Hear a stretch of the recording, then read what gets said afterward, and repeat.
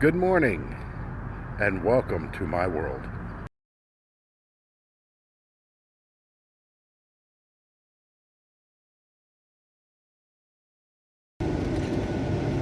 Well, hello everyone, and welcome back to my channel.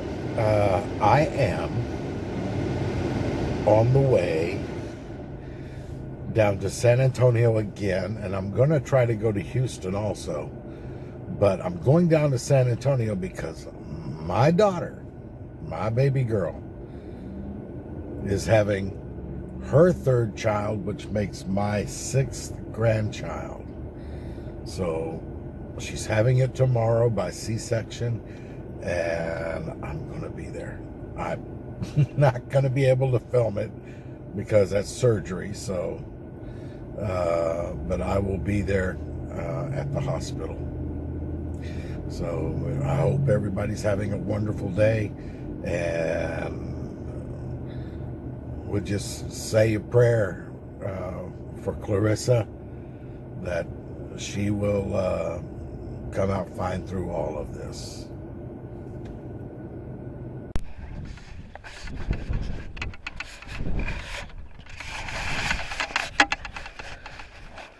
Well, okay, guys, I'm here. This is a surprise, and I'm surprised because it seemed like in the pictures that I've seen online that there was more to it than this. What we got is a residential area here, but this is supposed to be a ghost town. So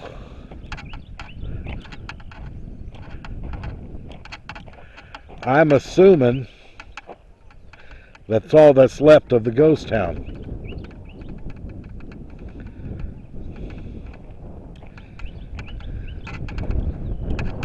The place is called Cain City.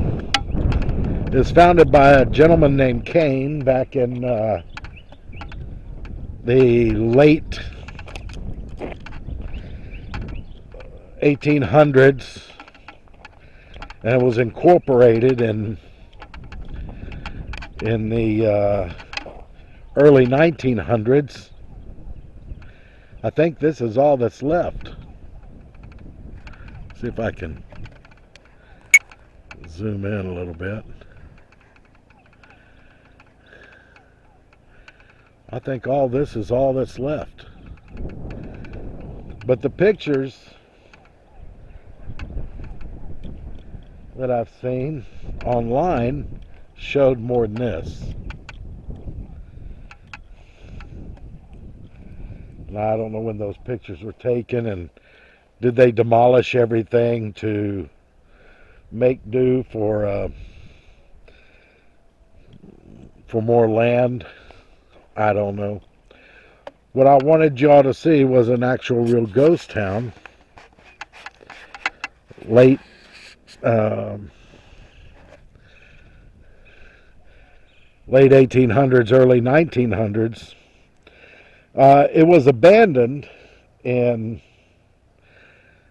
the 1930s or 40s, mainly because the highways did not come through here. Now, it was built here for a railroad to come through, and if you look right over there, that little rise right back there, that looks like where railroad tracks did come through. But when the highways were put in, they look at this old Ford. Isn't that cool? Let me back it up a little bit. When the highways were put in, they bypassed this whole area and went south, just about 6 miles south.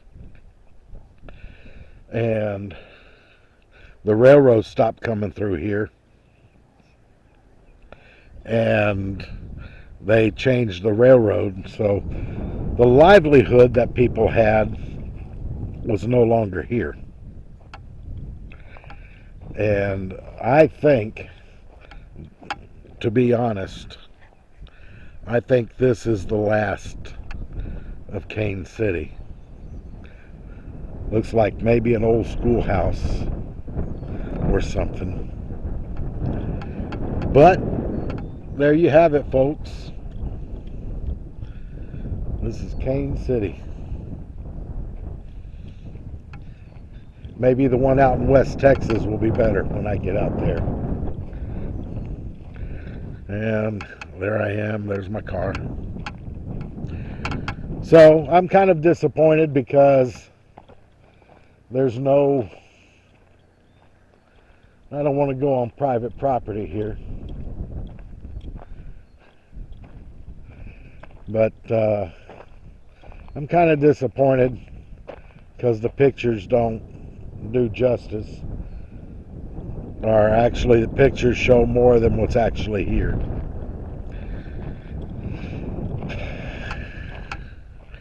Maybe if on my way going toward my dad's house, maybe it'll show something. Maybe there'll be something there, but I doubt it. So, talk to y'all later. Okay, well, here's a historical marker. Jacob Broadback, who said it was a teacher and inventor, Jacob Broadback, from 1821 to 1910, conceived the idea of building an airship while sailing in the U.S. in 1846.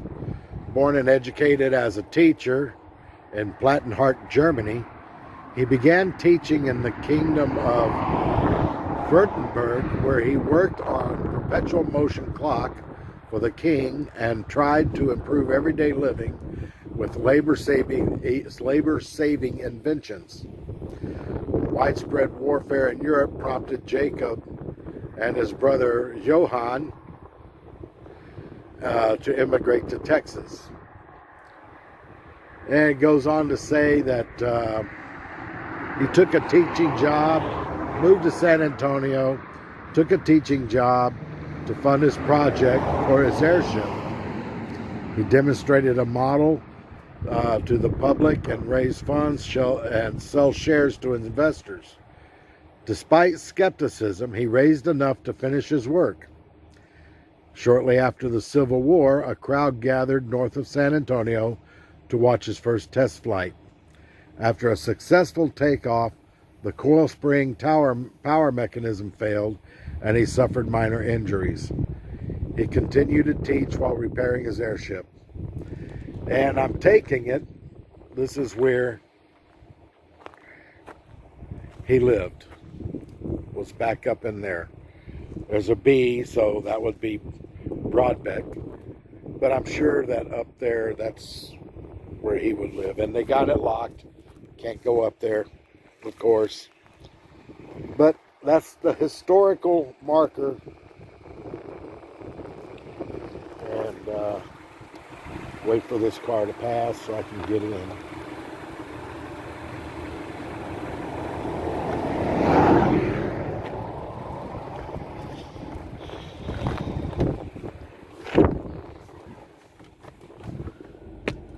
And there you have it. Back on my way.